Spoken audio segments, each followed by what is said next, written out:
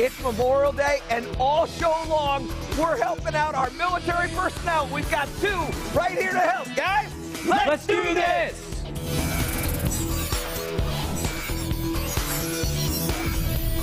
The Golf Fix with Michael Breed. Brought to you by Sky Caddy.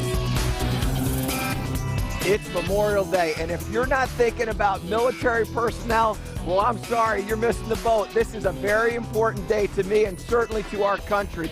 We want to make sure that we are aware of those who have made our lives possible. Freedom isn't free. Let's not forget that. Thanks so much for watching the show. You want to get in touch with us, you know how to do it. Our email address is thegolffix@golfchannel.com. You also can follow us on Twitter. It's @thegolffix, and you got to like us on Facebook. And then finally, keep sending those videos to us. We're loving the videos. We're dumping them into the Swing Fix. We're helping you get better, and you're helping other people get better. So keep those coming. All right, let's take a peek at what we've got coming up on tonight's show. We told you it's all about our Warriors. Hope for the Warriors. What a fantastic project it is. We've got two Wounded Warriors in studio with us tonight who you just saw. We'll introduce you to those guys in a little bit. And we've got questions coming from our military personnel. This is what this is all about to me. Memorial Day is all about making sure that we honor those people that have assisted us with our lives and protecting our freedom. So that's what we're doing. We're going to get right to some questions that have come in, and all the email questions, Facebook questions, all those questions that have come in are going to be from our military personnel. So let's take our first question here. This is from Michael Reed, and he's just missing a B. He's just missing a B right there. If we had that, we'd be all set. United States Air Force, I've been flipping the club for many years. Do you have a drill to help me get rid of this problem and develop a proper release? Thank you for your support. Michael, thank you for what you do. All right, so proper release and flipping the club. So many people, when they come into this, and by the way, if you're a person at home, you're trying to hit the ball a little bit farther, or you maybe are hitting your golf ball too much up into the air, maybe falling back and hitting behind it, it's because what you're doing is you're flipping the club, and flipping the club is basically getting rid of all of your power as you're coming into the hit. What we want is we want hand activity, we just want it in the right spot. So if you're flipping the club, what that means is your hand activity is happening in the wrong place. We want this hand activity happening out here, all right? Better players, it happens out here. Players that are struggling with the game, it's happening in here. So what we want to do is we want to get that hand activity to happen forward. Now, a very simple drill for you is to hold a golf ball like this, and just make sure that as you're going to throw this ball. I'm not going to throw the ball, okay, because we don't want to break anything around here. But what you're going to do is you're going to hold the ball like this. And what I want you to do is I want you to hold this, and then you're going to throw this ball right down at the ground right there. And when you throw that ball, I want it to happen in front of a line. So what you do is you take a golf club down here like this. We're going to assume that would be the ball line, or what the ball would be sitting on. And now what we're going to do is we're going to take this ball, we're going to make a downswing like this, and I want to make sure that we're throwing the ball on the forward side of that golf club right there. That's going to help me hang on to that angle right here with my trail wrist and make sure that my energy is happening in front of the golf ball. That's how you get rid of a flip. Now, a good drill to help you with that is going to be taking just a little, this is a sleeping bag here, some sort of a impact bag. And what I want you to do is I want you to feel like as you're doing this, that golf ball's in your hand, and you're going to throw that ball on the front part of that bag. Even though there's a golf club in your hand, you're feeling that ball, and we're just going to throw it right there. And as you start to do that, you're going to feel that release happening on the far side of the ball. That's how you're going to get rid of that, all right? And Michael, thanks again for your service. Okay, another Facebook question here, and this one comes to us from Micheal, retired Navy. I continue to have problems hitting my chip shots fat. Please help. So we've got some problems hitting some chip shots fat. Let's take a little sand wedge here, and let's take a little swim noodle here. Now, why would we hit chip shots fat? Typically, people do this, and this is somewhat similar to our first Michael's question, Michael Reed, when he's releasing that energy a little bit early. What we do when we hit chip shots or pitch shots is there's almost this desire to try to help this ball get up into the air. And so what we do is we get this hand activity happening too soon. because we're trying to loft this up like that. So what happens is we start falling back or we start chucking the club early. And what ends up happening is we hit the ball fat. So what you're going to do is you're just going to take a swim noodle right here and put it behind this ball. Now start out being a little generous. Maybe give yourself 3 club heads right here and just start out hitting a shot and get a feeling that you're going to swing over the top of this. So this would go. Now what's going to happen is there's going to be a real compression on that golf ball. And if you do it poorly, if you flip, what you're going to end up doing is you're going to end up hitting this and you won't be able to even hit that ball because this is going to block that. And what will happen is that you'll miss the ball. All right, so what you're going to do is you're just going to do this drill where you just feel like you're just kind of going up and over this and getting used to what this feels like. Now, for some people, it feels like the shoulders are tilting almost in a downward direction like this, almost like the shoulders are going down as opposed to going up. So when they come and they go like that, some people feel like there's weight shifting to the forward leg. Some people feel like there's no weight shift in the backswing at all. Some people feel like they're lifting it up in the air. It's all dependent upon you, but throw this noodle back here like this and hit that shot just like that, and you'll get rid of that little fat shot, okay? Many more questions later in the show coming to us from our military personnel. But right now, I want to introduce you to these 2 gentlemen that have come all the way down here to our set to help you with their game. Let me introduce to you, this is Specialist Victor Lindenberg-Lewis, and over here on the right is Sergeant Domingo Eslava. They go by nicknames, okay? So we are now going to be calling Victor Punk, and we're going to be calling Domingo Ding, all right? So just so everybody gets how this works. Now, Punk, you are with the Hope for the Warriors. First of all, let me say thank you. Let me say thank you for coming down here, but for what you're doing for our country. And Ding, thank you very much for what you're doing for our country. I really appreciate it. I love the color shirt, by the way. Excellent. So let's talk about Hope for the Warriors project. It's certainly something that means a great deal to both of you. Speak a little bit to it. Hope for the Warriors. I kind of got in contact with them a few years ago just through a couple of golf events. And after learning, spending more time with them, learning a little bit more about what they do, it's just a great charity organization and nonprofit that helps warriors out in time of need. Helping out families who have been injured in combat, yep, or just need help in general. For them, they've helped me out basically by just giving me motivation, giving me provide some opportunity for you to get out there, play some golf, and yes, sir. They do way more than just golf stuff. They're involved with a lot of different things, aren't they, Ding? I mean, they're helping guys out with the canoeing and all that stuff, right? The bikes. There's a lot of people that have that are amputee below the knee, and they do a lot of bike races. For the pedal bikes with your hands, canoeing. They're running. People that can run. They have the prosthetics. They do so many things. This past, they did something with racing. I believe it was a NASCAR. I'm not quite sure. A lot of different things. But there's just so much they do for us, and it's ridiculous. And not only for the warrior, they do it for the family as well. Yeah. And they bring us all together. So let's talk a little bit about golf. Now, I know golf is something that's very important. You don't have any problem breaking 80, but talk a little bit about golf, what golf means to you and what the opportunity of golf is given the circumstances. All right. Well, golf has been so much of an inspirational tool and a motivational tool to get out and do something. Before, when all my injuries happened, I had to really look back and look at what my life was going to be like. My heart and my lungs aren't allowing me to do the things that I used to do. I was usually very athletic and very, I did a lot, and, not being able to get out and, run around with my kids or, go out and play softball with my friends or, even to pick up a game of basketball, or go for a little run. Those things were gone. Yeah. I was really in a dark place until one of my buddies said, hey, pick up this golf club and let's get out there. And it seems like right away I picked up the bug. And it brought back the competitiveness. It brought back, something to look forward to. Just get out and, not only compete against the course, but myself. I keep wanting to get better.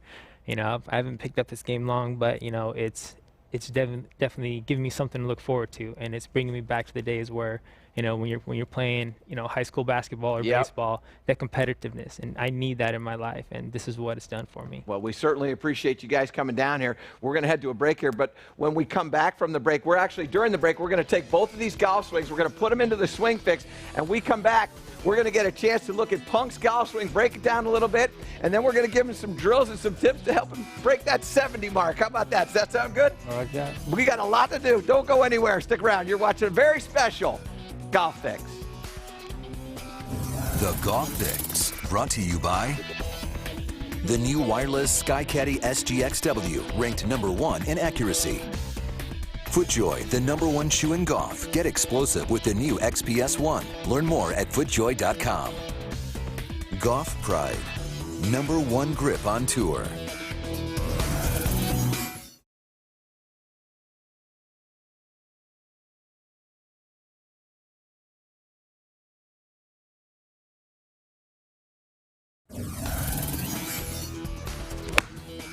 All right, we got a little bit of work to do over there. What do we got going over here?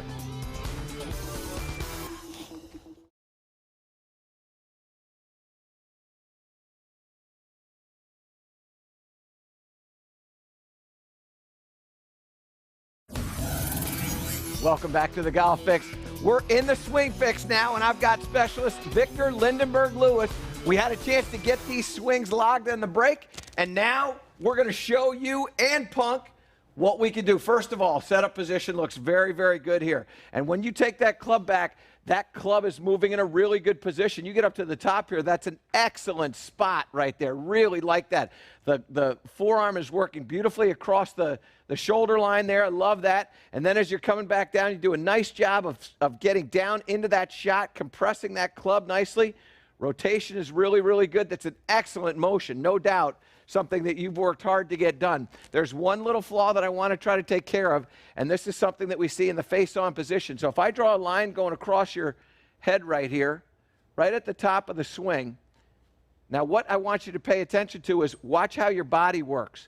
You're going to take this club back, and what happens is that the body, as it starts to go, it moves up and away. So what you can see here is as we start to go back, you see that little rocking motion that you create right there, and how the body goes up and above that line? That's a problem. Because as you start to change the levels of the body right here at the top of your swing, you see how tall up there? You're all the way, you're the entire crown of your hat. And so what happens is that you lift up and move back and away, and we've got to try to create some stability there. And as a result, what happens is now you have this big, huge sway that goes down into this. You can see that right there. Do a beautiful job of recentering the weight into the body, which is great. But the body has moved so far out of the way. What we've got to do is we've got to get that a little bit more stable there, okay? Okay. You get me? All right, so let's head on over to the hitting area right here. I'm going to grab one of these right here. And what I want you to do right now is just drop your club on the ground, if you would. Set up like you're going to hit a shot. And I want you to cross your arms across your chest, and then hold this alignment rod right in there like that.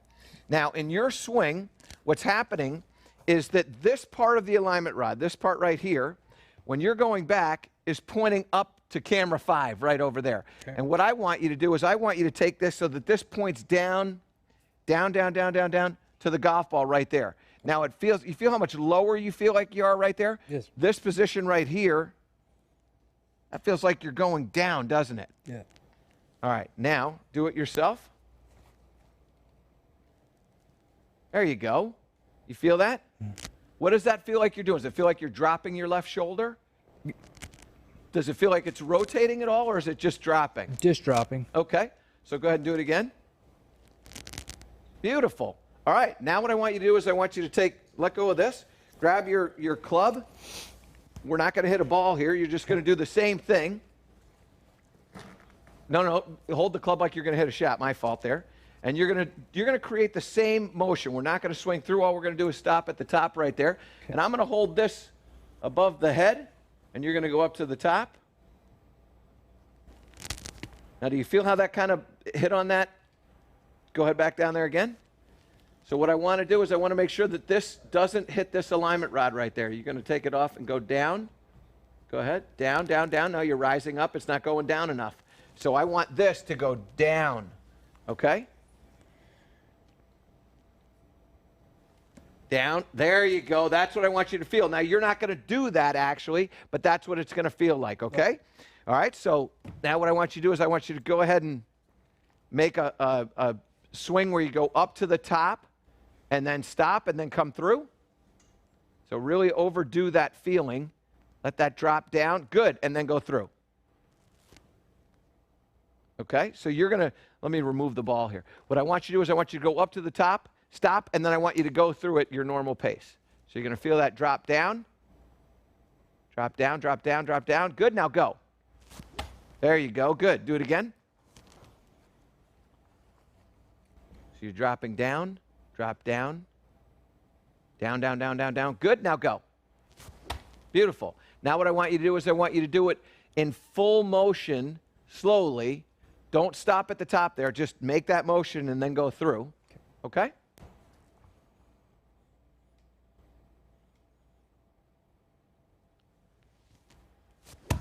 Beautiful. Do you get that? Yes, sir. Okay, now we're going to hit one. So what is that? Feels like that shoulder is still dropping down, right? Yes, sir. Okay, beautiful. All right, so now you're going to hit this one slowly.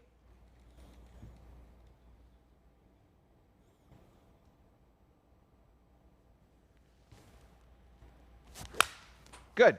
And what I want you to do is I want you to drop that down even more. So you're going to do one more for me, and I want you to really exaggerate that, okay? Really feel like that left shoulder's going down. And don't be afraid to exaggerate it.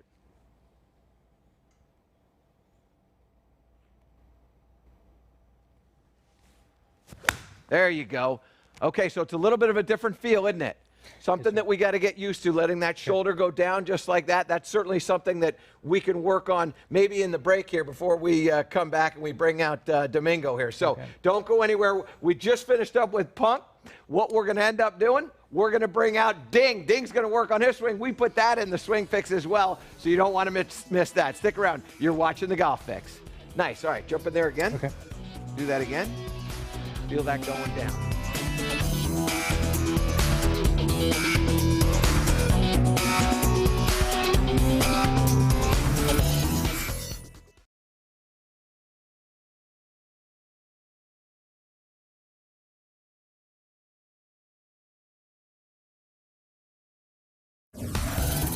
Welcome back to the Golf Fix. All right, we've got Sergeant Domingo Eslava now, and it's time to put him in the swing fix. I know you learned something back there from Victor, but now it's time to learn a little bit from Domingo here. And you're a 6 handicap, right? Yep, 6 handicap. Yeah, so the ball goes kind of where you want it to go, right? It does. It does. What are some of the flaws that you see in your golf swing that kind of you'd like to fix? I do want to get a little more distance out of my irons, and I have a fade. A tendency for the ball to go to the right. Ball to go to the right. Okay, and by the way, if you're one of those people at home that you're wanting that ball to stop fading or you want it to go a little farther, I would turn up the volume right now, don't you think? All right, now, set up position really good. I mean, I love the way the arms are free and relaxed when you're setting up to this shot. As we start to go back here, let's just take a little look at this motion, see what we see. Beautiful rhythmical motion back there. Great balance. Look at that full finish. I love seeing that weight getting over to this forward leg right here. Love seeing that position. That's excellent. Look, we know we're dealing with a 6 handicap here, so there's going to be a lot of really good stuff here, but there are a couple of little different flaws. One of the flaws that I see in your golf swing is right at the start. At the start of the swing, and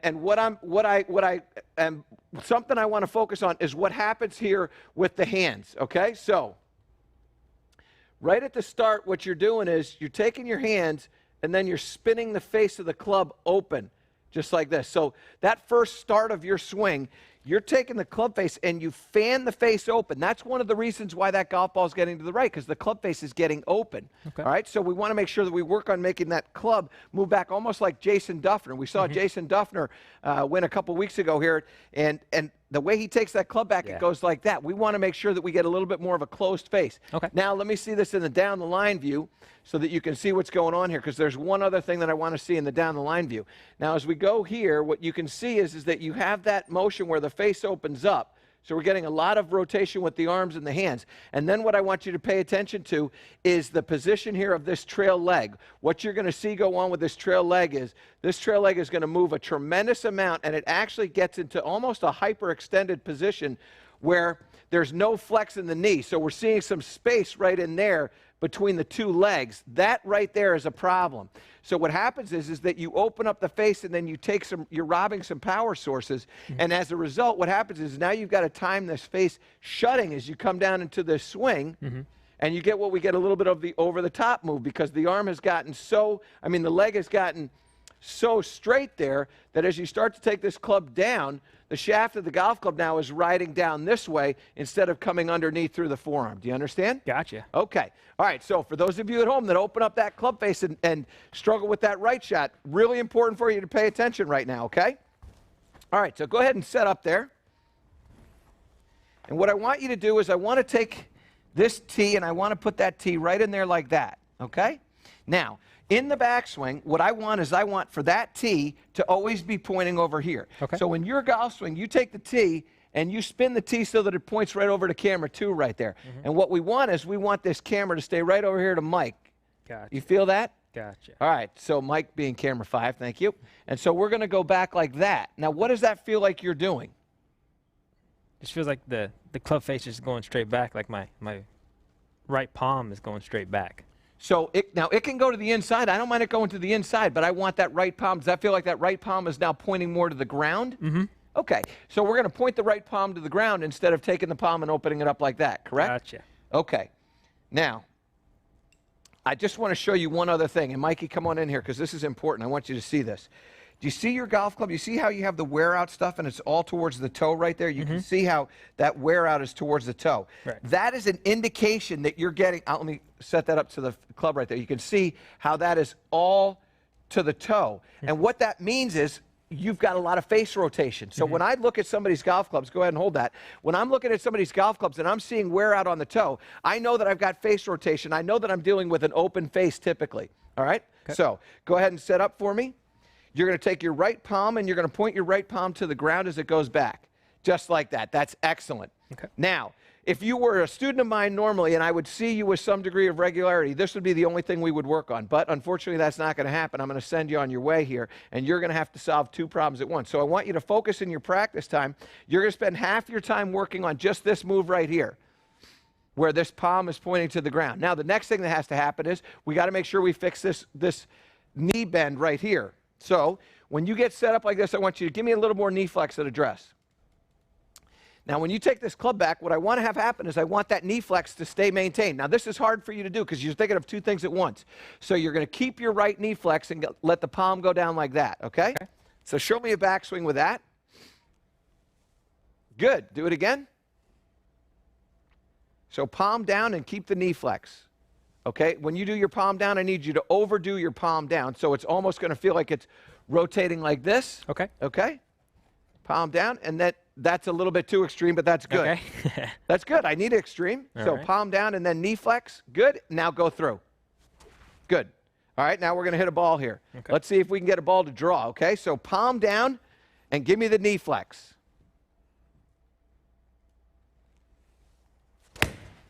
Okay, started that out to the right, so we had a little bit of a loss of that palm. So I need that palm to be a little bit more facing down to the ground for me. Give me one more here. There you go. That was solid right there. All right, the camera's broken, the machine's broken, but you know what I want you to work on, right? We got to make sure we get that thing fixed like that so we get the club face in a little square position. And what you'll notice is that compression is going to be a lot better, okay? Excellent. All righty, we're not done with these 2 guys. We're going to get a chance to sit down on the seats over there, and we're going to talk a little bit about, well, Memorial Day, their lives. There's a bunch of stuff. You don't want to go anywhere. It's going to be a very important segment. We'll see you on the other side there. Nice work. All right, let's get involved here again. Definitely. All right?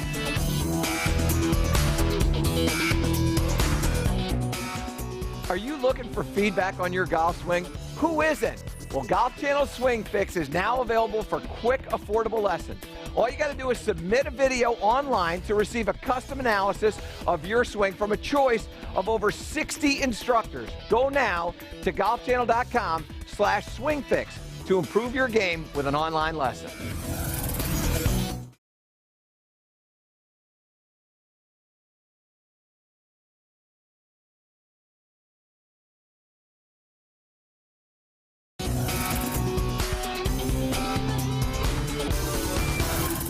Welcome back to our very special Memorial Day Golf Fix. To my left, you know them, Specialist Victor Lindenberg-Lewis and Sergeant Domingo Eslava. And Punk, let's talk a little bit about how you got here. Well, it was in 2009. We were going on a mission, a night mission, to talk to a village elder about possible Taliban sightings. And our squad got ambushed, and I sustained some injuries that wasn't able to let me continue to fight. So they medevaced me to launch to Germany to undergo some medical treatment, and found that I needed some more follow-up care. So they brought me to Womack Army Medical Center, Fort Bragg, North Carolina, to continue my medical treatment. I know there's a lot of people that are sitting here looking at your sunglasses and are thinking, boy, those are smoking, but there's a reason why you wear those. Correct. I have an eye condition called, I'm photophobic, which I'm really sensitive to light, which causes headaches and fatigue. So I'm required to wear them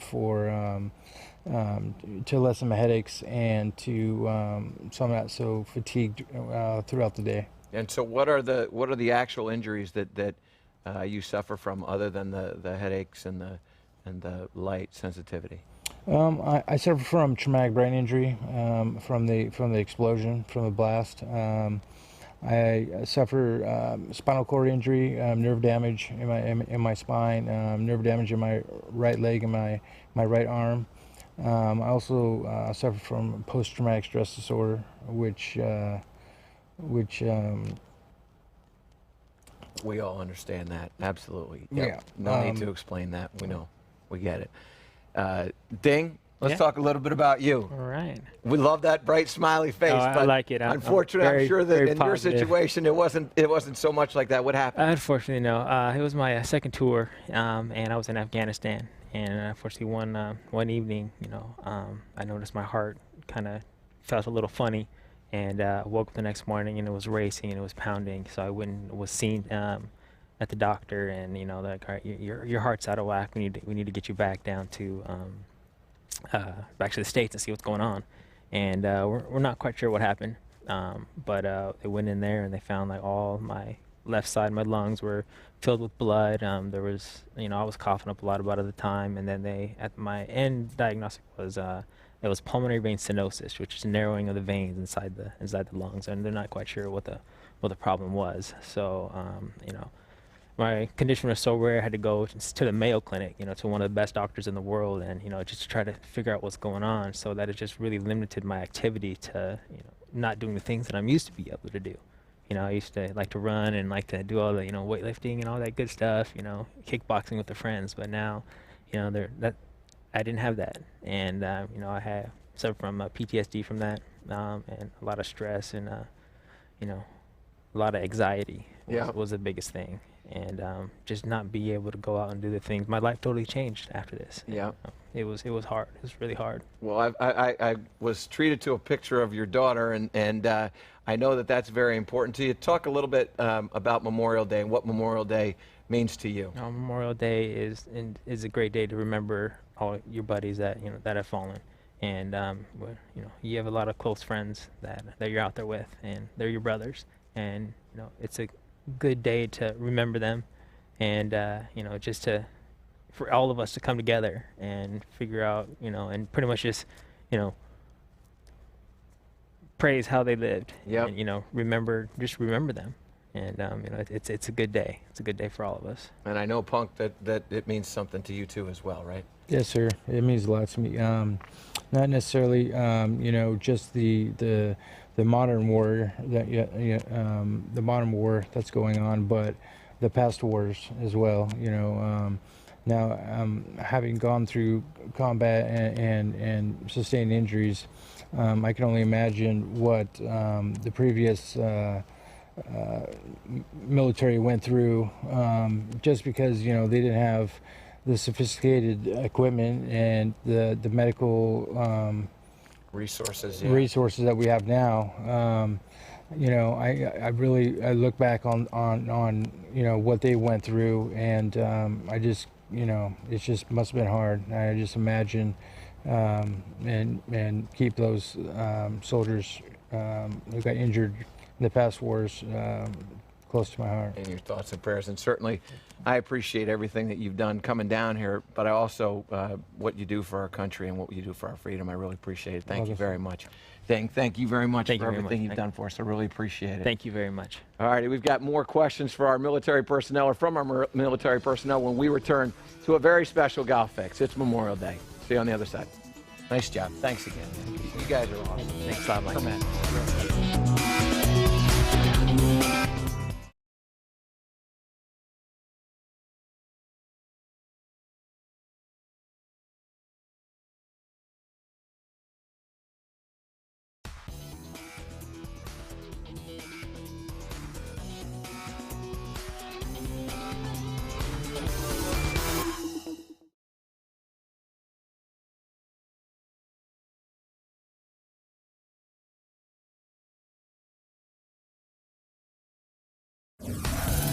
We're back on the Golf Fix. Here's your host, Michael Breed. Welcome back to the Golf Fix, the very special Golf Fix, Memorial Day. And we're taking questions from our military personnel. Let's get right to it. This question is coming to us from Tim McGurthy, United States Marine Corps. What is a good way to choose a proper putting position? I keep changing my setup to try to find one that works best and struggle with consistency. All right, well, first of all, Tim, the most important thing that you can do when you're getting ready to hit a putt is to hold this club properly. And so what I recommend is making sure that when you are setting the edge of this grip into the hand, I want you to set it into the hand so that it's right between the heel pad and the thumb pad. So I want it to look like that. So many people have it going this way, and I want it to go that way, so that when we set up to hit this putt, what happens is that the shaft of the golf club is in an extension or in a line with the forearms. What that's going to do is that's going to assist you with getting a proper positioning. In other words, the distance to the ball is going to be very, very similar or the same. And what's going to happen with your weight distribution is going to be the same. The reason why people struggle in their setup is they hold this putter so inconsistently. And what happens is that the distance to the ball changes, how they set up changes, where their eye line changes, everything changes. So you make sure that you hold this club properly. Then, after you do that, what I want you to do is I want you to pay attention to where you're aligning the face of the club. And so it's a very simple thing that you're going to do. You're just going to put an alignment rod right down the line right here so that it's in line with the hole. Put a ball back here about a couple of putter heads back. And what I want you to do is I want you to line this putter directly in line with that alignment rod. Then what I want you to do is I want you to hit the ball so that it hits the alignment rod. And all you're doing is you're setting yourself up to aim properly and hold it properly. At that point, you've pretty much got most of this figured out. After you've done that, now you know what alignment feels like. Now you just imagine that alignment rod in between your golf ball and the hole. Make sure that you hold this club properly, and then just send that down the line so that it hits your alignment rod, and you'll be very consistent, okay? All right, let's go to our next question here. This comes from somebody who's also in the Marine Corps. Jerry, do you agree with having your eyes directly over the ball when putting? Should they be a little in front or a little behind? I'm having trouble getting comfortable over the ball. All right, Jerry, you know what? We're going to simplify the game, and this is going to be presented by LegalZoom.com. So the question is, what do we believe our eye line is supposed to be? And what's the way to be consistent with it? Well, the first thing is this. I want the eyes so that when they hang down, and I think this one here, Monty, is going to be best shown on camera one here. When you're holding your eyes over this ball, what I want is I want the eye line to be over the ball or slightly to the inside. I don't want it to be much more than where the heel is. So if I have the eyes where the heel of the putter is, that's okay with me. And one of the ways that you can do that is obviously use the alignment rod. The other way that you can do this is you get set up like this. You get another golf ball in your hand, so you get set up with the good grip and the alignment as we talked about before. And then all I want you to do is I want you to just drop this from your eye. Now, if that ball is landing inside the heel or well behind the ball, now we have a problem. What I want to have happen is, and this is where things get a little bit clumsy. If I'm a left eye dominant player versus a right eye dominant player, I want my eye in a slightly different spot. But basically the dominant eye, what I want with the dominant eye is I want that right over the line of the ball, not necessarily over the ball, over the line of the ball. And then it can be over the ball or inside to the heel of the putter. So as we go through this, I tend to be right eye dominant. So that I take my right eye, I hold that like that, I drop it from there, and then that's going to land on that golf ball. So now I know that I'm in the same spot every time. And then what I do is I set up a practice station. So I take my alignment rods, I put this down like this, and what I like to have is I like to have 2 putter heads away from the ball. So that's going to allow me to be right there. I take 1, 2 putter heads. And now what I'm going to do is I'm going to put this other alignment rod right up to the edge of that of the heel of the putter. So now I've got 2 putter heads in here.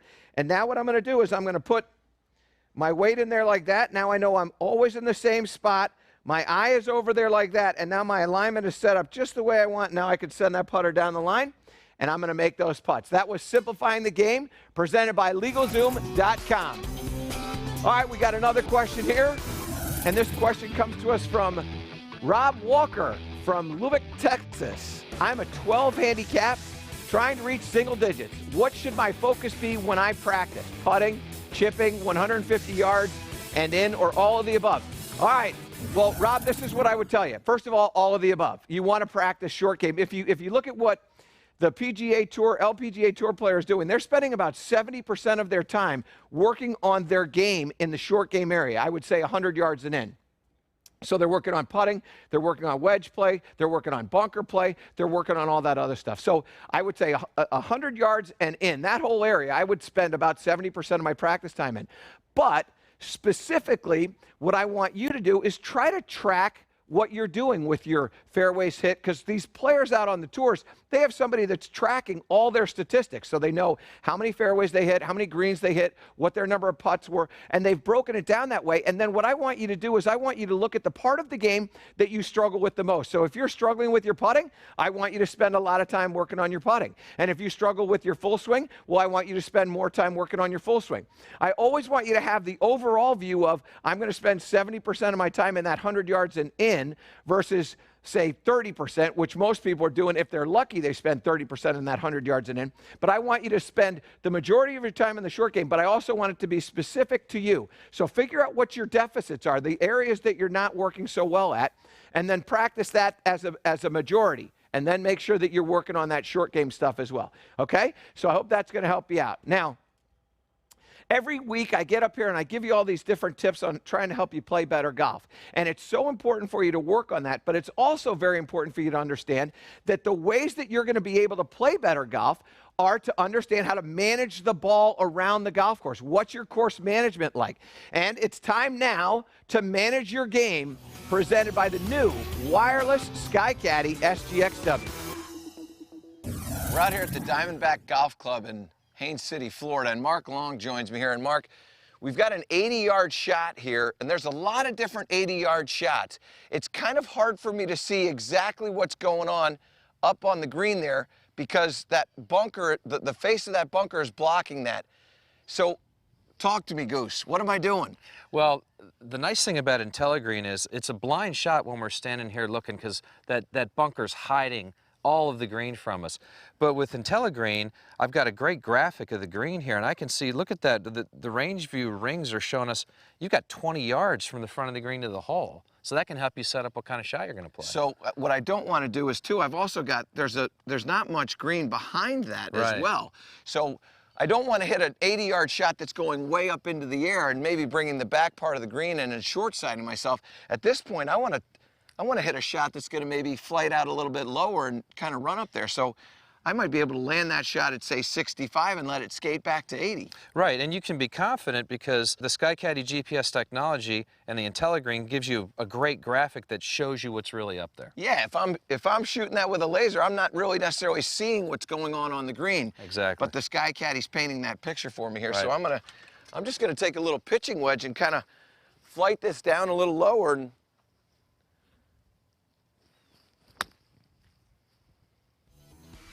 Land that thing back up there and let it skate to the flag. That's pretty good for a... Excellent work out of you. Yeah.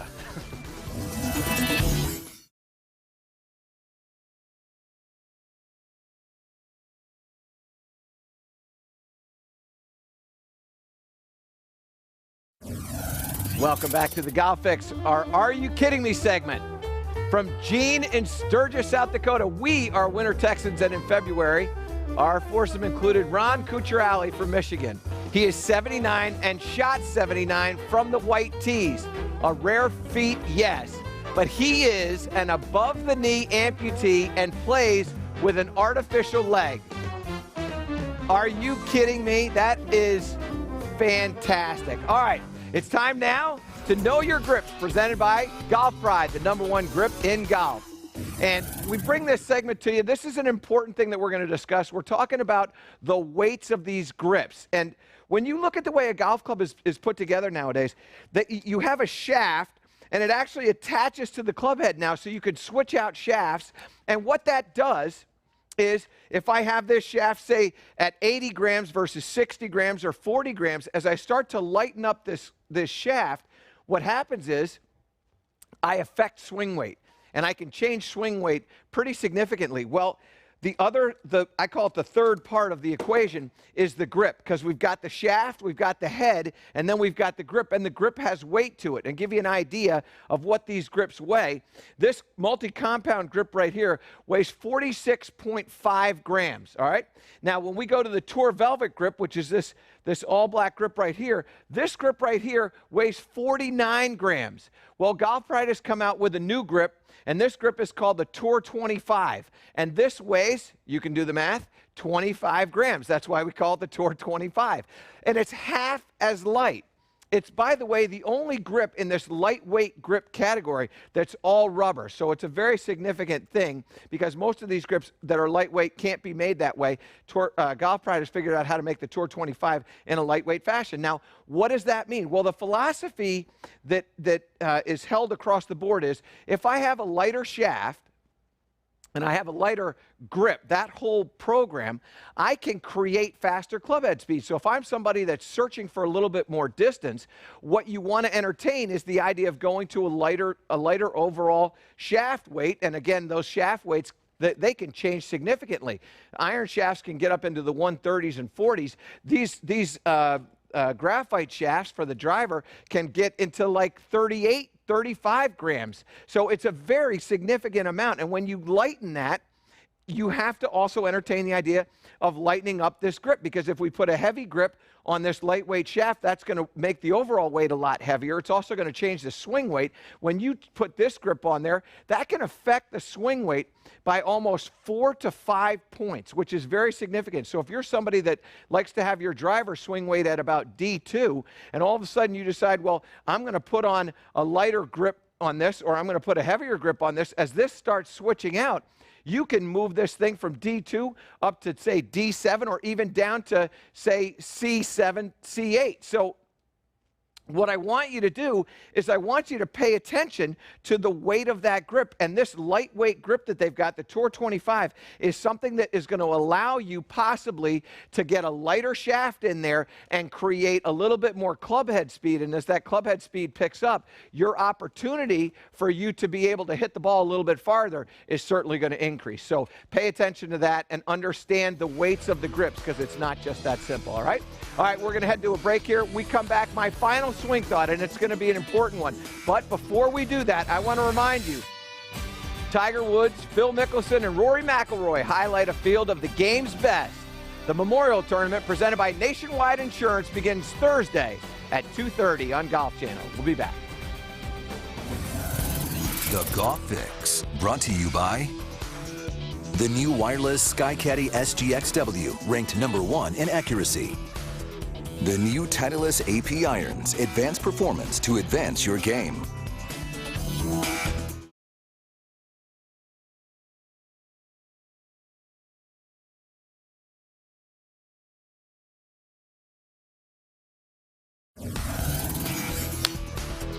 You're loving those shoes, aren't you?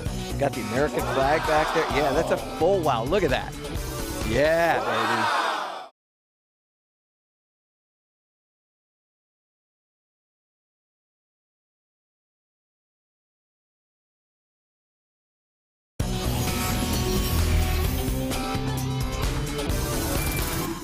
Welcome back to the Golf Fix. My final swing thought, and certainly we're very grateful for the Hope for the Warriors organization. By the way, if you want to get involved with that, very simple, go to hopeforthewarriors.org. But they are doing very significant stuff, as I'm sure you are aware. And there are a lot of people that have given their time and their life, really, to allowing us to have freedom. And I think the easiest thing that you can do, I get to travel a fair amount, and I'm in the airports all the time, and certainly I'm seeing a lot of military as I go through these different airports all over the country, and it's a very simple thing. All you have to do is just walk over and shake somebody's hand and thank them for what they have done for you, because basically what they're doing is they're giving up their freedom for you. I flew back on a flight back up home, sat next to a woman who was raising a young 8-month-old daughter. She's in the military. Her husband's in the military. They don't get to be stationed in the same spot. They're put wherever they're put. And when they're stationed, they could be away from one another for a year and a half, 2 years. This woman is going to spend a couple of months with her daughter, and then she's going to be gone for 6 months or longer, and she's not going to be able to see her daughter. And that is a sacrifice that she has made so that we can have freedom. And it's a very simple thing that you can do. All you have to do is just go shake somebody's hand and thank them for the commitment that they have made to serving our country so that we can have some freedom.